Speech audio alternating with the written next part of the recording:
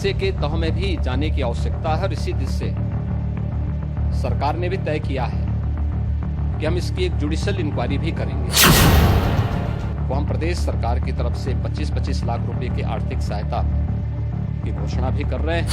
पूरे मामले को देख करके एक समय सीमा के अंदर राज्य सरकार को अपनी रिपोर्ट देगा। महाकुंभ में हुई भगदड़ के बाद यूपी सरकार ने कई कड़े इंतजाम किए हैं। डीजीपी और चीफ सेक्रेटरी प्रयागराज पहुंचे हैं। 5 विशेष सचिव स्तर के अधिकारी भी तैनात किए गए हैं। सीएम योगी ने अधिकारियों के साथ बैठक कर नए इंतजामों का निर्देश दिया है। ज्यादा बसें और ट्रेनें चलाई जा रही हैं। साधु संतों ने लोगों से गंगा घाट पर स्नान करने की अपील की है। भगदड़ में 30 लोगों की मौत के बाद योगी सरकार विपक्ष के निशाने पर है। व्यवस्था को और बेहतर बनाने के प्रयास किए जा रहे हैं। सूत्रों के मुताबिक सीएम योगी ने निर्देश देते हुए कहा है कि महाकुंभ मेला क्षेत्र हो या प्रयागराज से बाहर जाने का मार्ग, यातायात रुकना नहीं चाहिए। एक श्रद्धालु को सुरक्षित उनके गंतव्य तक पहुंचाना हमारी जिम्मेदारी है। प्रयागराज के सभी स्टेशनों पर अत्यधिक भीड़ इकट्ठा न होने पाए। अधिकाधिक मेला स्पेशल ट्रेनें और परिवहन निगम की अतिरिक्त बसें चलाई जाएं। प्रयागराज की ओर से आने वाले हर एक मार्ग पर पेट्रोलिंग बढ़ाएं, यातायात अवरुद्ध न हो। वहीं यात्रियों की सुविधा को देखते हुए सीएम योगी ने निर्देश दिए हैं कि होल्डिंग एरिया में भोजन, पेयजल के पर्याप्त प्रबंध हो। इसके अलावा अयोध्या, वाराणसी, मिर्जापुर और चित्रकूट प्रशासन को भी मुख्यमंत्री ने निर्देश दिए हैं कि सतर्क रहें, सावधान रहें। सबकी सुरक्षा के लिए पुख्ता इंतजाम हो। बता दें कि महाकुंभ में व्यवस्थाओं को और बेहतर बनाने के लिए प्रयागराज में मंडलायुक्त रहे आशीष गोयल और एडीए के वीसी रहे भानु गोस्वामी की तैनाती कर दी गई है। इनके अलावा 5 विशेष सचिव भी तैनात किए गए हैं। वहीं सीएम योगी ने कहा है कि जिन्होंने इस हादसे में अपने परिवार के सदस्यों को खोया है, मेला प्राधिकरण के पास उनकी पूरी सूची है। मैं उन सभी के प्रति अपनी संवेदना व्यक्त करता हूँ और परिजनों को प्रदेश सरकार की ओर से 25-25 लाख की आर्थिक सहायता की घोषणा कर रहे हैं। मृतक के परिजनों के प्रति हम प्रदेश सरकार की तरफ से जिन्होंने इस हादसे में अपने परिवार के सदस्यों को खोया है,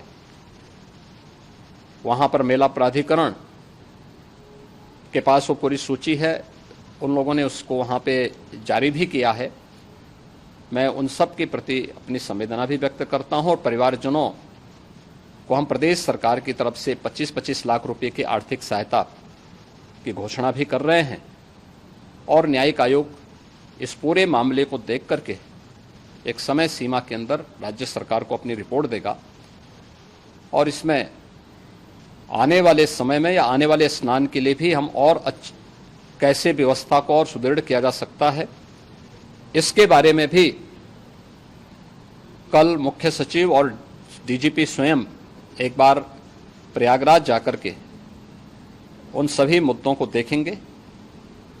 आवश्यकता पड़ती है तो फिर इसमें, यद्यपि आज प्रदेश सरकार के तमाम वरिष्ठ अधिकारियों को हम लोगों ने अलग अलग स्थानों पर वहां लगाया गया था और वे सभी पूरी तत्परता के साथ, प्रमुख सचिव नगर विकास वहीं थे, पीडब्ल्यूडी के प्रमुख सचिव भी वहीं पे थे, पावर कारपोरेशन के चेयरमैन भी वहीं पे मौजूद थे, जिन एक एक मुद्दों पर वहां पर वे लोग लगातार निगाह रखे हुए थे।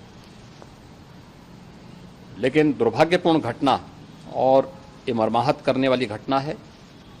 मैं सभी उन पुण्य आत्माओं के प्रति अपनी विनम्र श्रद्धांजलि भी अर्पित करता हूँ। हादसे की तह में भी जाने की आवश्यकता है और इसी दृष्टि से सरकार ने तय किया है कि हम इसकी जुडिशियल इंक्वायरी करेंगे। इसके लिए 3 सदस्यीय जुडिशियल कमीशन गठित किया जा रहा है। ये सभी घटनाएं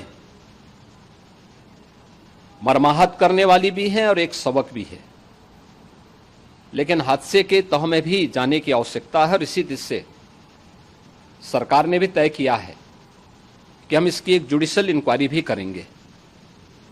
क्योंकि कई बार रिव्यू होने के बाद, स्थानीय स्तर पर हर प्रकार की सतर्कता के बाद आखिर कहां से ऐसे हादसे फिर भी होते हैं और हुए हैं। इसके लिए हम लोगों ने न्यायमूर्ति हर्ष कुमार के नेतृत्व में पूर्व डीजी श्री वीके गुप्ता और retired IAS Shri DK Singh, इन 3 सदस्यीय जुडिशियल कमीशन को भी इसके लिए गठित किया जा रहा है। इन सभी अन्य कार्यों के साथ साथ हम लोगों ने वहां की पूरी घटना पर आज पूरे दिन भर एक एक घटना को लेकर के मुख्यमंत्री का जो कंट्रोल रूम था, उस कंट्रोल रूम से भी, चीफ सेक्रेटरी के कंट्रोल रूम से भी, डीजीपी के कंट्रोल रूम से भी लगातार इन चीज़ों की मॉनिटरिंग की जाती रही।